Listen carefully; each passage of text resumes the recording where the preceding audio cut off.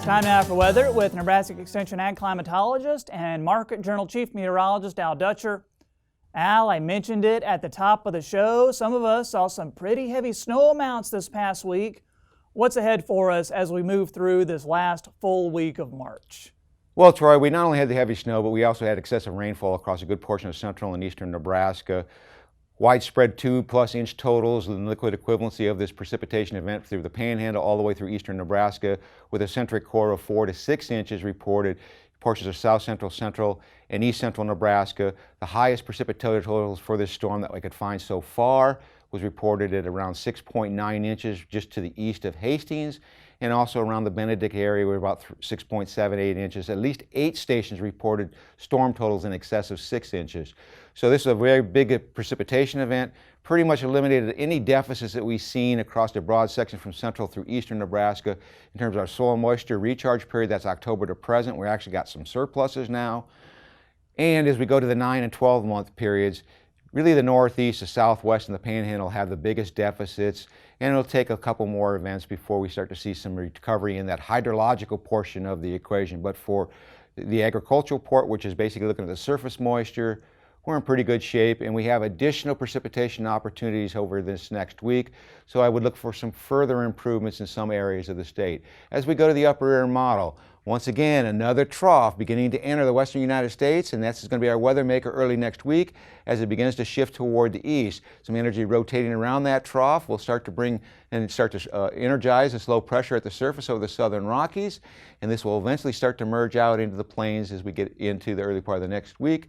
So we are looking at precipitation breaking out from the northern through the central Rockies, and as we get into tomorrow, this trough digs a little deeper and begins to shift eastward, and we start to see the formation of a surface low across northern Texas. This will start to pump Gulf moisture up into the central plains, and most of the precipitation, at least on Sunday, will be confined to the central and northern Rockies.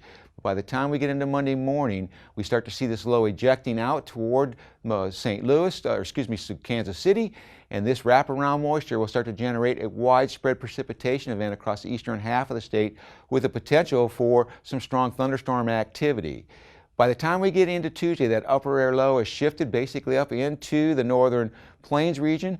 That will create a fairly significant weather event across Minnesota and the Dakotas, heavy precipitation, so we will see some drought relief to the north of us, and most of that pattern will shift off to our east as we get into Wednesday as the flow starts to split. The northern stream moves toward the Great Lakes. The southern stream will move across the southeast. We will start to see some clearing conditions here in the central plains as high pressure builds in.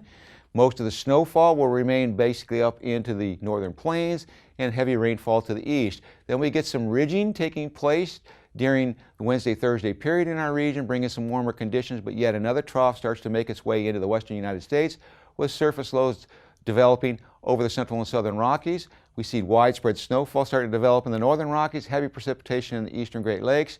And by the time we get to Friday, that trough starts to make its way into the western portions of Texas, and we see the first low starting to migrate out of that trough, situated once again near the Kansas City, going to bring widespread snowfall and precipitation to the Black Hills in western Nebraska, and eventually as we get into late next weekend, we may see a widespread precipitation events once again materialize across the central plains. Looking farther out, with that trough in place, of course, we would expect to see things tilt toward below normal temperatures, and in regards to precipitation, the models are definitely showing drier conditions, but overall, from the standpoint of the GFS model, I think this is way overdone, and we're going to actually see above normal moisture. So overall, more rain in the forecast.